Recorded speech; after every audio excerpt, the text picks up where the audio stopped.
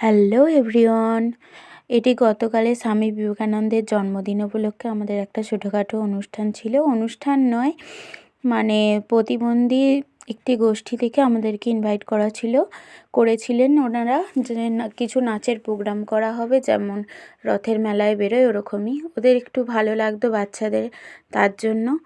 তো আমি পৌঁছে গেছিলাম, সুস্মিতাকে আমি টাটা বাই বাই করে, ওর একটু আসতে দেরি হবে তাই আমি ওকে রেখেই চলে এসেছি আজকে। তো এসে দেখলাম আস্তে আস্তে র্যালিটা বেরোচ্ছে, তো আমরাও তারপরে তার সঙ্গে বেরিয়ে পড়লাম। তো মাঝখানে যেতে যেতে আমি কিছু ভিডিও ক্লিপ নিয়েছিলাম। এটা হলো সামনে আমাদের কিছু দিদি আর বোনেরাও আছে নাচের। তো মাঝখানে ওদের প্রথমে ফার্স্ট নাচ হয়েছিল, তো সেই নাচের একটু ভিডিও দিয়েছিলাম আপনাদের উদ্দেশ্যে।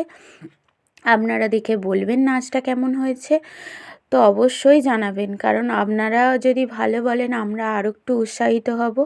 তো তারপরে এটা স্কুল মোড়ের আগেটা আমরা একটু যাচ্ছিলাম, তো প্রচুর পরিমাণে বাইরে রোদ বেরিয়েছিল, রোদগুলো আমাদের প্রচুর মুখে লাগছিল।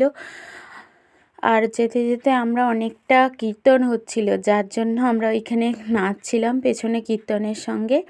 তো মাঝখানে আমরা সবাই মিলে যখন নাচের আর একটা নাচা হবে তার জন্য দাঁড়িয়েছিল, তো সবাইকে বললাম হাই হ্যালো বলো একটু সবাই। তো বললো ভিডিও করছিস, আমি বললাম হ্যাঁ। তো এটা হলো হলঘর, আমাদের সব অনুষ্ঠান শেষে আমাদেরকে নিয়ে যাওয়া হয়েছিল এই হলটাতে। সেখানেও আমরা বন্ধুরা মিলে কিছু ফটো তুললাম। তো আমাদেরকে এখান থেকে ফটো তোলা হয়েছিল, আর টিফিন ক্যারি করেছিলাম, টিফিন দিয়েছিল আমাদের ওখান থেকে। তো ওইখান থেকে টিফিন নিয়ে কিছুক্ষণ বসে অনুষ্ঠান দেখার সুযোগ হয়নি, কারণ আমাদের এক জায়গায় যাওয়ার ছিল, আমাদের না বেসিক্যালি আমি যেতাম, তো তার জন্য বেশিক্ষণ ওখানে থাকাও হয়নি। পরের বার চেষ্টা করব একটু থেকে স্বামীজির কথাগুলো শোনার, কারণ আমাদের জীবনে অনেকটা পথ এগোনোর জন্য অনেক কিছু মানুষের কথা, মানুষের জীবন উপভোগ, সে জীবনে কি কি করেছে সব কিছু আমাদের জানা দরকার। তো এই জন্য বলছি যে পরের বার যদি হাতে সময় পাই আর একটু বেশি করে শুনবো। সেদিন যেহেতু রবিবার ছিল আর আমার বেরোনোর ছিল, তার জন্য আমি বাড়ি চলে এলাম। আসার পথে সুস্মিতার কিছু জিনিস কেনা ছিল, যার জন্য সবজির দোকানে দাঁড়িয়েছিলাম।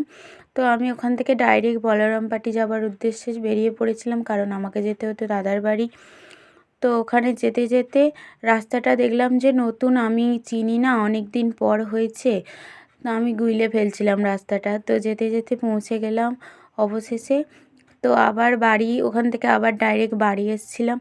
বাড়ি এসেছি তখন পৌনে দুটো বাজে, পৌনে একটাও নয়। তো নিজেরই খারাপ লাগছিল।